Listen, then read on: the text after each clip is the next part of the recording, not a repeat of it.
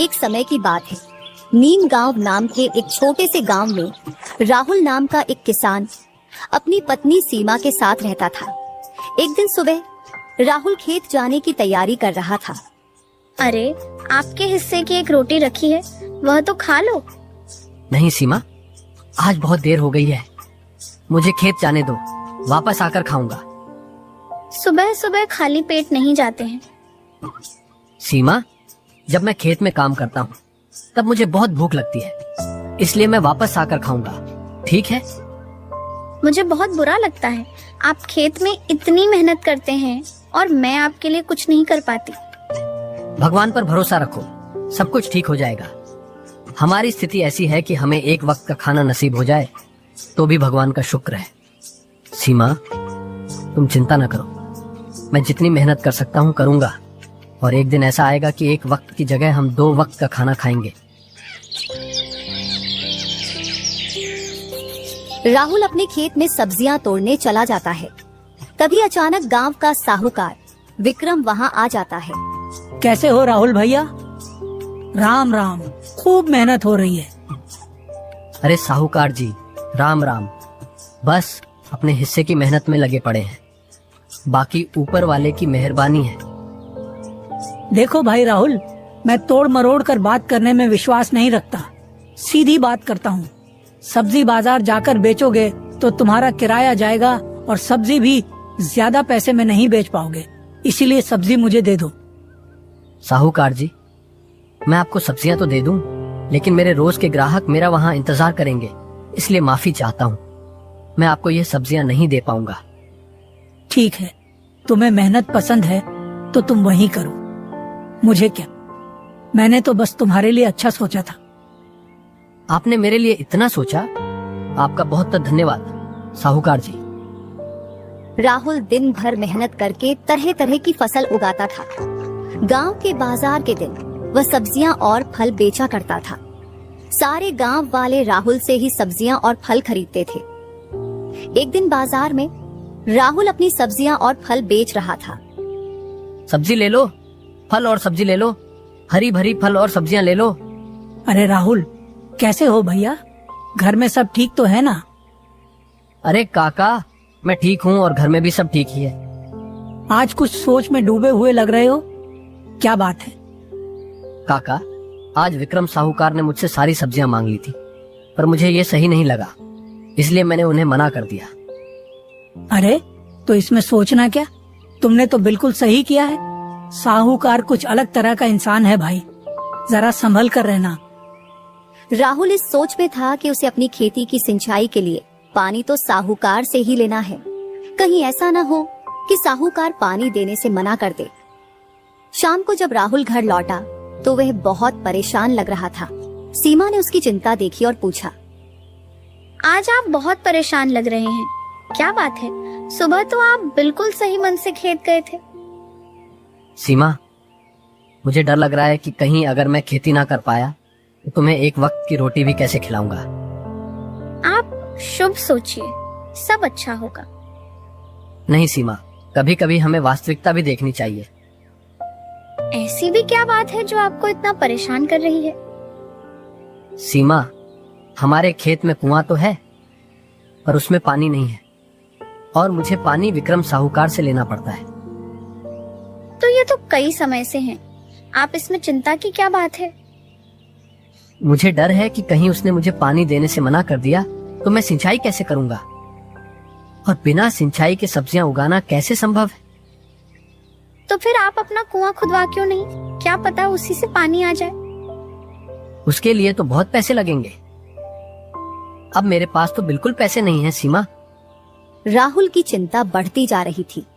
उसे लग रहा था कि अगर साहूकार ने पानी देना बंद कर दिया तो उसकी खेती बर्बाद हो जाएगी।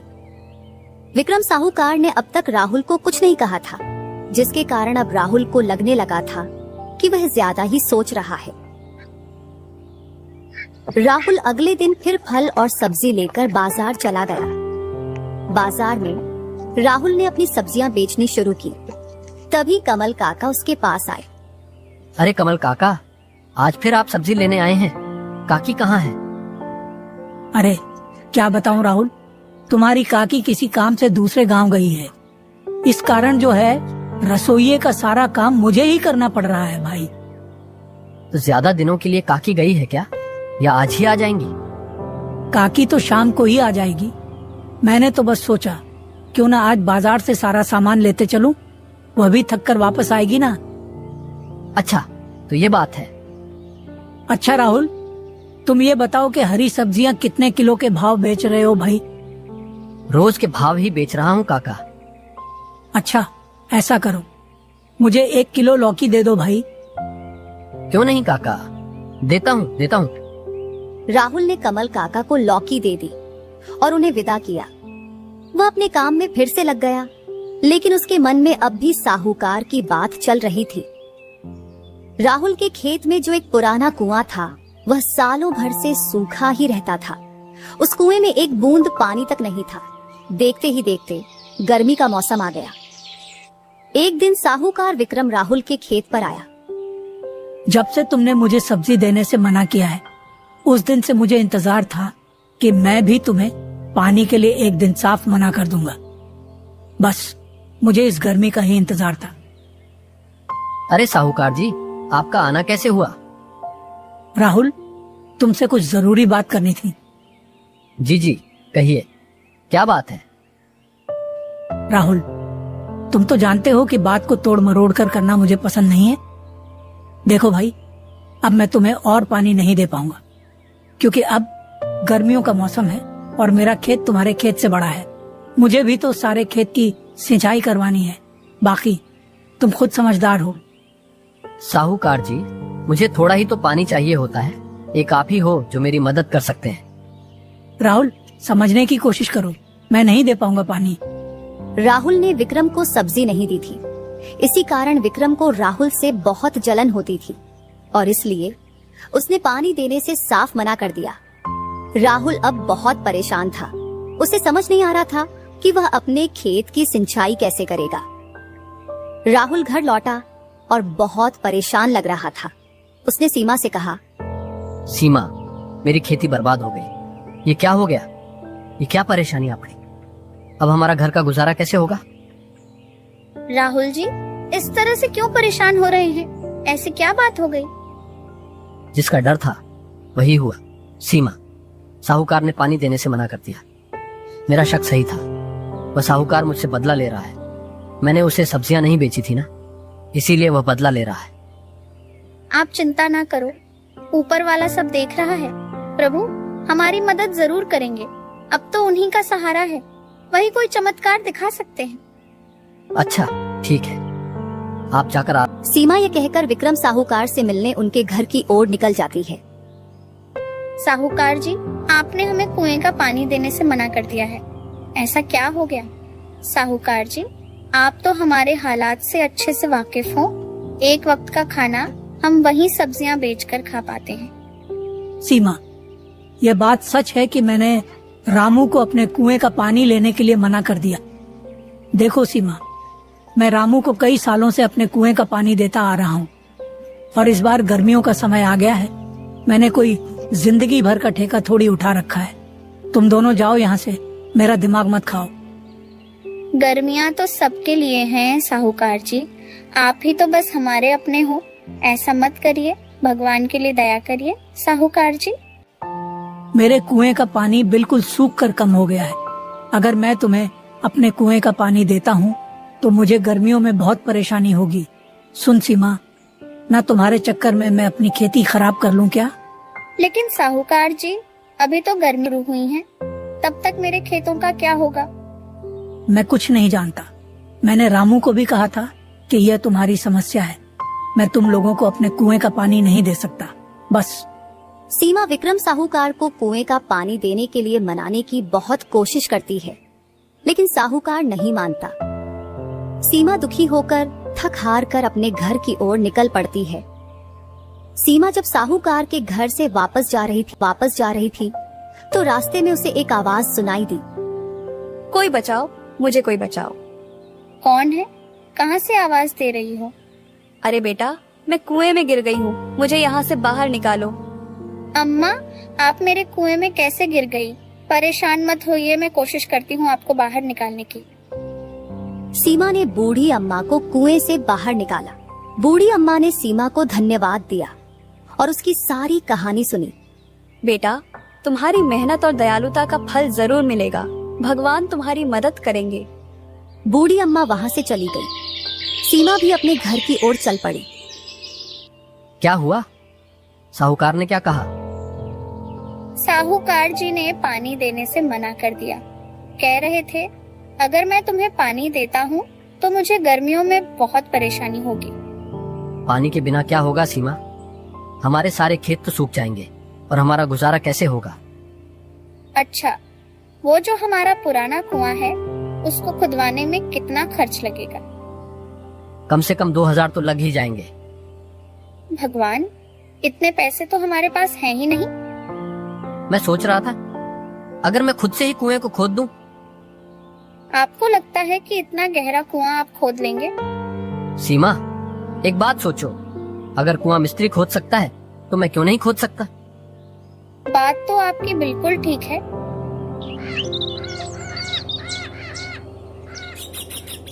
अगले दिन सुबह राहुल कुआं खोदने के लिए अपने खेत जाने को तैयार हो जाता है। मुझे बहुत भूख लग रही है। जाओ और घर में जो कुछ भी है वह लेकर आओ, मैं खाकर चला जाऊंगा। खाने में तो बस थोड़ी से चावल ही बचे हैं। कोई बात नहीं सीमा, वही दे दो। आज बहुत मेहनत का काम करना है मुझे। सीमा अभी थाली में चावल परोसने ही वाली थी कि तभी दरवाजे पर एक आवाज सुनाई दी। ये किसकी आवाज है? लगता है कोई बूढ़ी अम्मा है। चलो दोनों बाहर चलकर देखते हैं। बेटा, जो कुछ भी घर में हो, चावल, रोटी, दाल, मुझे खाने को दे दो बेटा। अरे, आप तो वही बूढ़ी अम्मा है ना जो उस दिन कुएं में गिर गई थी? हाँ बेटा, मैंने पहचान लिया। तुम्हें देखो बेटा, नियति का खेल भी देखो, आज भी तुम्हारे ही घर आ पहुंची। हम सब बहुत गरीब हैं। हम जैसे तैसे करके अपना जीवन गुजार रहे हैं। ऐसे में हम आपको कहाँ से खाना दें? बूढ़ी अम्मा राहुल की स्थिति देखकर समझ गई और बोली, कोई बात नहीं बेटा, सब ठीक हो जाएगा। अब मैं चलती हूँ। अम्मा रुकिए। सीमा, जो चावल तुमने मेरे लिए रखे थे वह अम्मा को खिला दो। मैं उन्हें भूखा नहीं भेज सकता। अगर चावल आप अम्मा को दे देंगे तो आपको भूखा रहना पड़ेगा। कोई बात नहीं सीमा, जाओ और मेरे हिस्से का चावल अम्मा को लाकर दे दो। पर आप तो भूखे रह जाएंगे ना? अरे तुम जो है उसकी चिंता मत करो, मैं तो जवान हूँ, भूख को झेल लूंगा। पर मैंने अम्मा को भूखा जाने दिया तो मेरे गले से भी खाना नहीं उतरेगा। राहुल की पत्नी सीमा राहुल के कहे अनुसार उसके हिस्से का भोजन बूढ़ी अम्मा को दे देती है। धन्यवाद बेटा, धन्यवाद। भले ही तुम दोनों अब भी परेशानी में हो, तुम्हारे बुरे दिन चल रहे हैं, मगर ऊपर वाला सब देख रहा है। अम्मा, आज मैं जिस काम के लिए जा रहा हूँ बस मेरा वो काम सफल हो जाए। बेटा, ऊपर वाला है, वह एक दिन तुम्हारी अवश्य सुनेगा। प्रणाम अम्मा, अब मैं चलता हूँ। सुनिए, आज मैं भी आपके साथ खेत चलती हूँ। सुबह सुबह दोनों अपने कुएं की खुदाई करने खेत की ओर चल देते हैं। देखो सीमा, हमारे कुएं में तो एक भी बूंद पानी नहीं है। हे प्रभु, हमारी कौन सी परीक्षा ले रहे हैं आप? परेशान मत हो सीमा, हिम्मत रखो, मैं नीचे जाकर काम शुरू करता हूँ। राहुल कुएं में नीचे उतरकर खुदाई शुरू कर देता है। कुछ समय बाद अचानक से कुएं की एक पत्थर के अंदर से पानी निकलने लगता है और उसे एक चमकती चीज भी मिलती है। अरे सीमा, ये देखो, ये पानी कहाँ से आ रहा है? मुझे तो अपनी आंखों पर विश्वास नहीं हो रहा। ये तो हीरे जैसा कुछ चमक रहा है। अरे सीमा, ये तो हीरा ही है। भगवान, हे भगवान, तेरा लाख लाख शुक्र है। मुझे तो लगता है ये सब आपके अच्छे कर्मों का फल है जो आपको मिला है। देखा सीमा, भगवान के घर देर है पर अंधेर नहीं है। वह बूढ़ी अम्मा सही कह रही थी। हम जो भी कर्म करते हैं हमारे कर्मों का फल अवश्य मिलता है। हाँ सीमा, भगवान ने मेरी सुन ली। अब मैं इस पानी से अपने खेत की सिंचाई अच्छी तरह से कर सकूंगा। उस हीरे का क्या करेंगे आप? सीमा, उस पर मेरा अधिकार नहीं है। उससे जो भी पैसे आएंगे वह मैं दान करूंगा। कुछ पैसे बस हमारे लिए रख लूंगा। विक्रम साहूकार दोनों की बातें छुपकर सुन रहा होता है। तभी विक्रम वहां आ जाता है। राहुल, ये हीरा मेरा है। मैं तुम्हारे घर आकर ये बताने ही वाला था कि मेरा हीरा तुम्हारे कुएं में गिर गया है। साहूकार जी, झूठ क्यों कहते हो? ये पत्थरों के अंदर दबा हुआ था और इतनी मेहनत मशक्कत के बाद मुझे मिला है। हीरा सीधी तरह मुझे दे दे या मैं पुलिस को बुलाऊं। चुपचाप से हीरा मेरे हवाले कर दे। मैं किसी से नहीं डरता, बस अपने भगवान से डरता हूँ साहूकार जी। मुझसे ज्यादा बहस करेगा ना तो तुझे भगवान के पास भेज दूंगा, बता रहा हूँ। मैं आपसे इज्जत से बात कर रहा हूँ, आप मेरे साथ बदतमीजी कर रहे हैं। जाने दीजिए, हमें तो पानी चाहिए था। हीरा आप उन्हीं को दे दीजिए। अरे ऐसे कैसे दे दे सीमा, हमने कोई बेईमानी नहीं की है। ये साहूकार लालची है। जग्गा, बिल्ला, कहाँ हो? मुफ्त की खा खा कर फट जाओगे। इधर आओ, इस राहुल के बच्चे से हीरा छीन लो। तभी जग्गा और बिल्ला, दो साहूकार के गुंडे, आकर जबरदस्ती राहुल से छीना झपटी कर हीरा छीन कर साहूकार को दे देते हैं। हीरा मिलते ही विक्रम की खुशी का कोई ठिकाना नहीं था। विक्रम खुशी से फूला नहीं समा रहा था और हीरा बार बार हवा में उछालता है।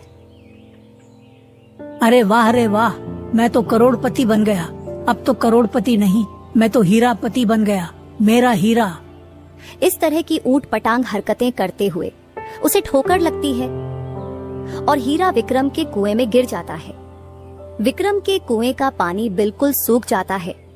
अरे हाय हाय, मेरा हीरा।